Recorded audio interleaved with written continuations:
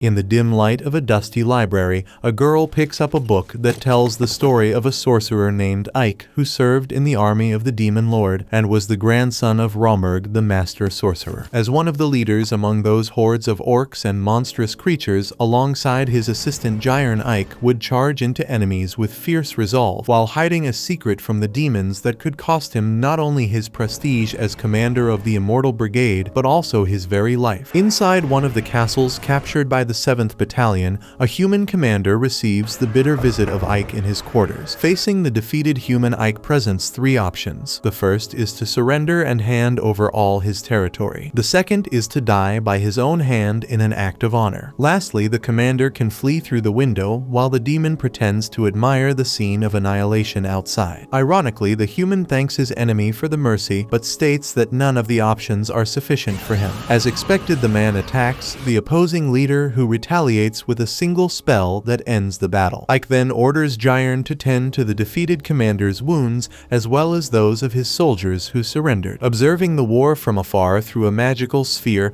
a sorceress notes that it took only a week for the brigade to conquer Asahi, an undeniable proof of the commanding talent behind the victory. With his scepter in hand, Ike conjures a magical barrier at the battle's end. Gazing upon the scene of devastation, he cannot help but feel guilty for wounding so many people, knowing he will never get used to the blood and violence of war. After all, Ike was never a demon, but shares the race targeted by his brutal offensives, human. His teacher Romberg was a great sorcerer with vast wisdom, who understood everything about the advanced civilization that once thrived in this world. On a whim, he decided to take in and raise Ike, a human child, and taught him all his knowledge and magic. In his last words, the sage asked Ike never to speak of the lost civilization, as such a revelation would one day bring countless disasters. As a burden to keep this secret, Ike could never remove the cloak and mask he must wear to hide his true identity, for Romberg knew the Demon Lord would never forgive Ike's humanity. Years later, after conquering Asahi, Ike surrounds the room with a powerful barrier, granting him control over who could enter. At least that was the plan. To his surprise, a young maid had been hiding under the office desk. Begging for her life, the girl swears she saw nothing of what happened, but her desperate clumsiness seemed more hostile to her survival than the powerful enemy sorcerer. After 20 years of keeping his secret, Ike had been discovered by a hapless human who had knocked herself out on the desk. Later, walking among the ruined halls of that civilization, Jiron fears that too many humans have been left alive. In his defense, Ike argues that a dead man cannot pay taxes, nor can he keep the machinery of Asahi running, a city renowned for its highly developed commerce. Speaking of which, a little further along, surrendered residents want to know how much they owe in taxes to the Demon Lord. To the workers' delight, the sorcerer informs them that the rate will remain the same, but warns that anyone who resists this demand will be punished exemplarily. Suddenly, Ike is summoned without his consent to a chamber where a gigantic golem attacks him. Realizing what's happening, the sorcerer comments to his commander that she promised not to teleport him without warning. Ignoring her subordinate, the mage watches the confrontation in silence. Not taking it lightly, Ike wields his scepter to unleash the slashing attack against the enemy, destroying the golem. Having done this, his superior recalls the little boy who used to hide behind his grandfather, the master sorcerer Romberg. Now Ike was strong enough to defeat a creature she believed could rival him. However, Zephyr, the commander of the 7th Battalion,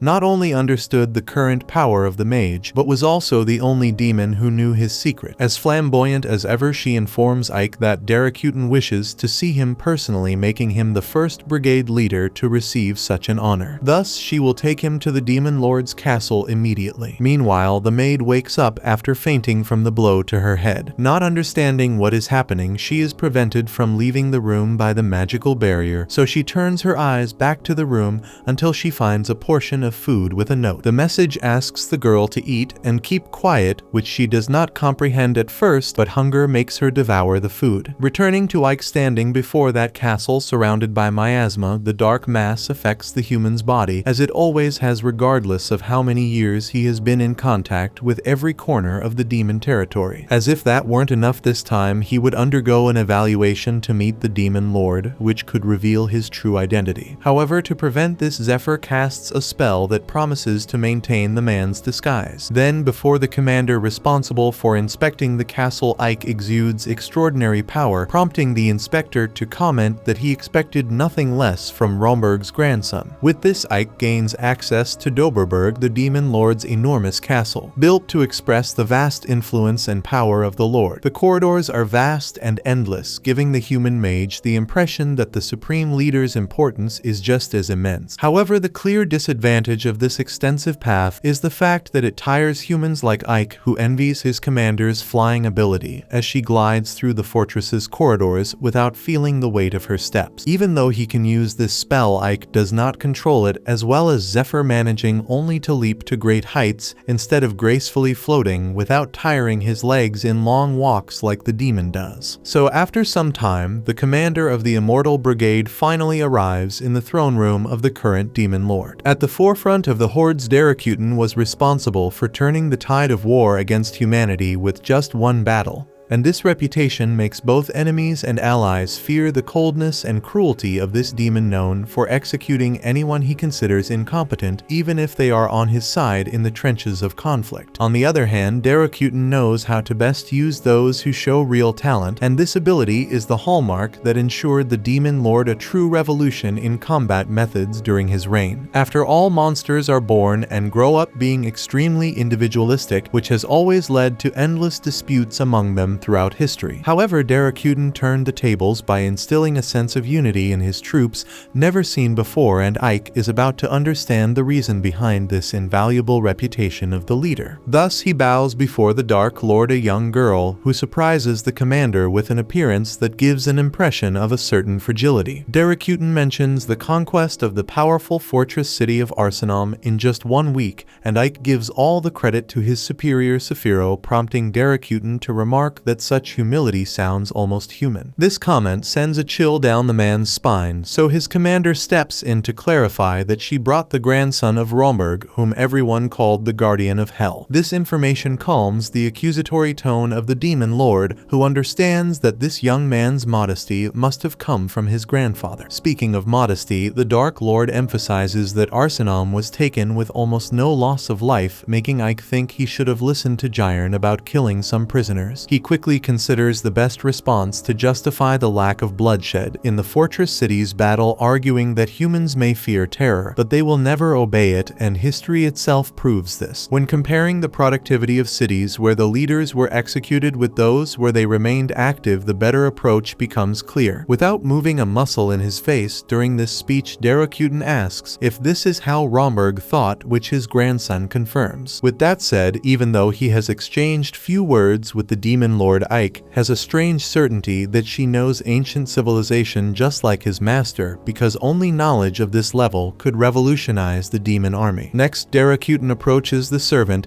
and considers him different from the other demons who have bloodlust in their eyes. Therefore, next time the Dark Lord wants to look directly at the commander's face to know what kind of thirst this eccentric sorcerer hides behind the mask. With that said, she leaves the throne room. Thus, the human feels brutally relieved, sensing that he could be discovered at any moment, and removes the mask to take a deep breath. With a smile on her face, Saphiro comments that it's not like the man to seem so tense, and he responds that the Lord knew it was a mask, which made him fear immediately. Regardless, his commander reminds him that the human's identity remains preserved, and that's what matters. She informs him that Derakuten gave Ike a reward, which could be seen as a punishment depending on the point of view. Following that, he teleports back to the commander's room in Arsenal, where the portion of food he had left had been devoured by the maid, who slept like a log after eating. Ike kicks the chair where the girl was napping, waking her up with the same fear as last time, pleading not to be killed. Then Ike calms the girl down, saying he won't kill her, and asks for her name to break the ice. The maid says her name is 13, which the mage finds peculiar. However, she explains that servants are called by numbers, and her birth name is Sadie, like that French classical pianist. Some people confuse it with 7, which is not got her number, but the correct pronunciation is Sadie, which is not a number at all and sounds much fancier. Regardless, Ike spares the poor girl by making her his servant. In the next scene, the mage is congratulated by Jiron for becoming the Lord of Avelias,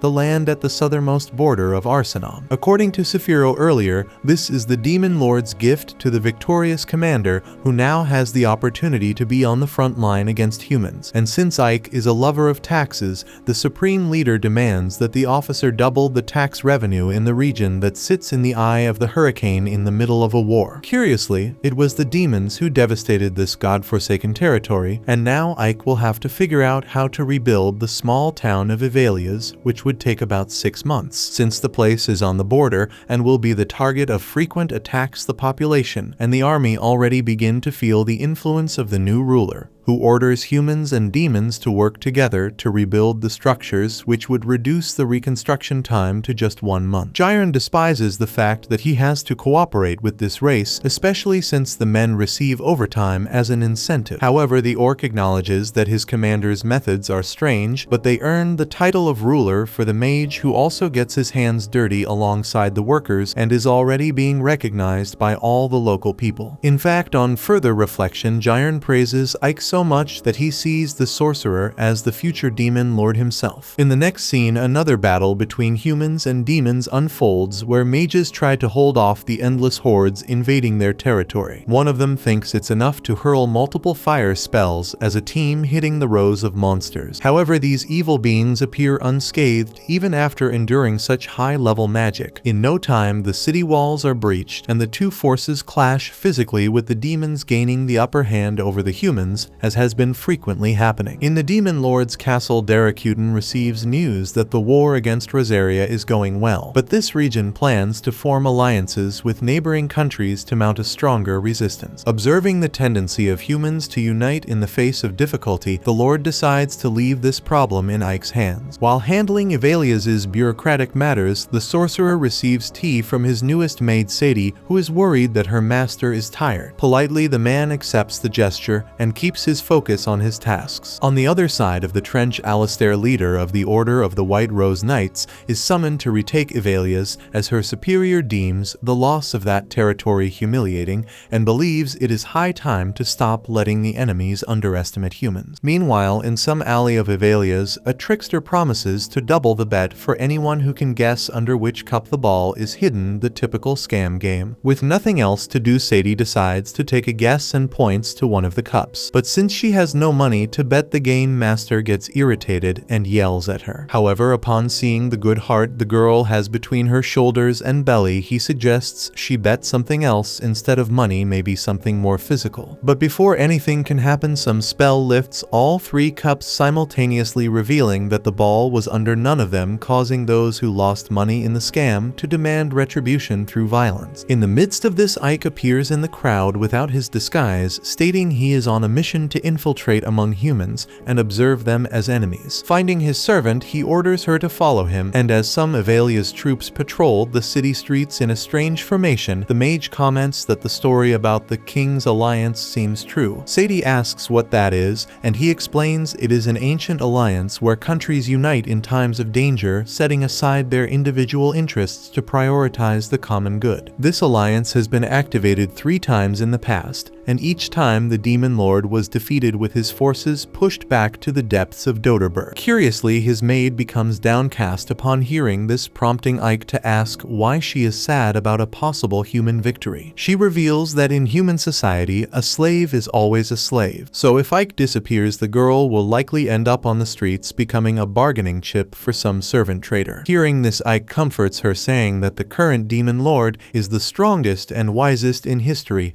ensuring their victory is certain. After speaking, he reflects that both humans and demons have numerous problems and wonders if there is any way to change this once and for all. Suddenly, the scammer from the cup game returns to confront Sadie, accusing her of performing the trick that lifted the cups. Beside him, a gigantic brute ready to teach the meddler a lesson. Sadie argues that the man cheated, but he doesn't care about that. He just wants to recover his loss, be it money or whatever the girl can offer beyond that. Without being invited into the conversation, realization, Ike looks around and sees no one else nearby. Thus, he freezes the brute's legs and summons sharp ice lances that float in the air, poised for the men's first abrupt move. Next, he tries to question the scammer, but the man wouldn't shut up for even a second, so the mage drives a lance into his arm to convince him to be quiet. Ike then mentions the agitation of the local army and wants to know what the soldiers are talking about. The scammer tries to convince the mage that he knows nothing, but Ike threatens him once more, this time with death. With nowhere to run, the man informs that the king's alliance is about to be formed by neighboring countries to fight the demons, and that Rosaria's army plans to attack the demon lord's forces before this alliance is sealed. Ike interprets this move by Rosaria as an attempt to expand its influence within the alliance, granting the country more prestige before the war table is set, which will give them more voice in strategic decisions. On the other hand, of course, if Rosaria fails, it will leave that region in a very delicate situation. Finally, the man reveals that Avelias will be the target of this offensive because the gates are destroyed and the city is poorly defended. Having obtained the information he wanted, Ike turns and leaves the two men trapped in the ice. Returning to his office, the Lord of Avelias is surprised by a visit from Lilith, an old friend who complains about not finding her companion anywhere. Ike explains that he was exploring Rosaria in search of valuable information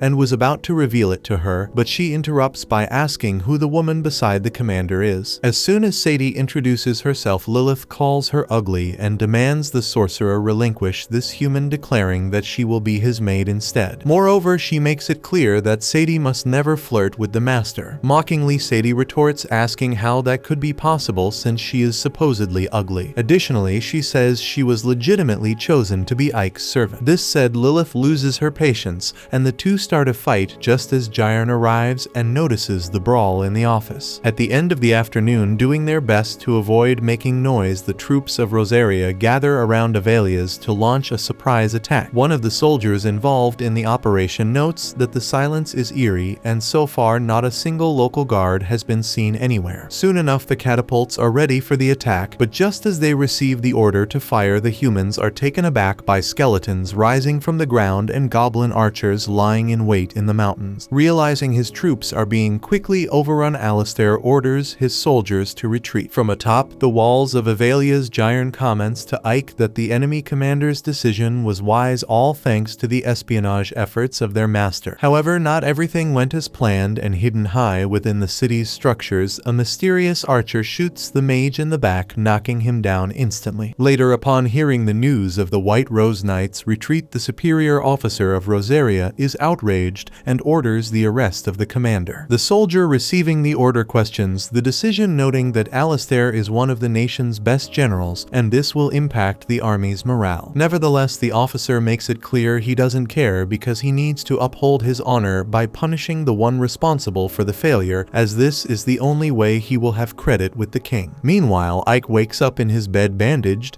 and without his disguise, with Saphiro lying beside him. The boy asks what's going on, and the sorceress questions if this is how he talks to the person who just saved his life. Moreover, to further confuse the boy, she points out that he groped her quite eagerly the previous night. After the initial shock, Ike seems to remember nothing of what happened, so Saphiro explains that she healed him from an arrow wound. Aside from that, she mentions that no humans were killed during the battle, and she wants to know what Ike will do if the demon lord suspects him again. Without giving a direct answer, the man says he intends to make humans and demons live together, and that no one will take that idea out of his head. Unsure of how to respond, Saphiro leaves after reminding Ike that he is human and should rest. Alone, the mage examines the arrow that was shot at him and wonders if someone has infiltrated his troops. Shortly after, he quickly puts his disguise back on because Lilith arrives, happy to see the commander is better. Behind her, Sadie shows the same joy, so the demon starts to hiss at her again, trying to make the human keep her distance. Sadie takes the bait, and the two start round 2 until Jiron throws Lilith out and stands in front of the door to keep her from coming back in. Sadie thanks him, calling the orc Mr. Ugly, which offends him, so Ike corrects her, saying the pig isn't that ugly, just has a rustic face and a chubby body out of the ordinary. That said, the master asks Jiron to locate the commander of the White Rose Knights. Sometime later, after his loyal assistant completes his espionage work, the commander of the Immortal Brigade is informed that Alistair was imprisoned after failing the attack on Avelias, so he heads to the prison where she is. is. To further annoy the man, Lilith once again interferes, making jokes about terrible humans being in that tower. So Ike loses his patience with her and warns that he didn't call for anyone. Persistent, she replies that being alone is too boring, so the mage relents once more as long as the demon keeps quiet. Satisfied, Lilith follows along with her head resting on the poor man's shoulder. Upon reaching the prison gate, the monster remarks that it's easy to get in since there are few guards, but Ike wants to cause as little commotion as possible, acting stealthily. However, in the middle of this, Lilith knocks out the guards, clearing the way. Once inside, the prison is enormous, much larger than Ike had imagined. For this reason, he assumes it will take some time to find the human commander. But Lilith beats her chest again and resolves the situation by knocking out another guard, stealing the key, and getting the information that the prisoner is on the top floor. The mage questions the part about not causing trouble, but doesn't have the patience to scold his companion again, so he continues without saying anything. Suddenly, the situation worsens when other soldiers arrive and attack the two without hesitation. As calm as ever, Lilith hands the keys to her partner and asks him to go ahead while she deals with the problem. For the last time, Ike insists that she doesn't shed unnecessary blood, and in the blink of an eye, she has fractured 14 of the opponent's bones. Ike pretends not to see anything and continues his journey. Upon reaching the mentioned cell, he turns the key and opens the door, but no one is inside. Confused, Ike takes a few steps forward to analyze the situation, and then the prisoner appears behind him, almost hitting him with a dagger. Without wasting time, the mage strikes the woman down. After that, she asks what he wants, assuming the demon only came to laugh at a defeated enemy. Without falling for the provocation, Ike directly asks if the commander sent an infiltrator to Avelia's to kill him. Alistair doesn't answer and instead questions if Ike is really a demon. Not understanding why the mage asks what she means, but several guards rush up the stairs upon discovering the invader has reached Commander Alistair's cell. Taking advantage of the intruder's distraction, the woman points the knife at his neck and considers that he might be human for some reason.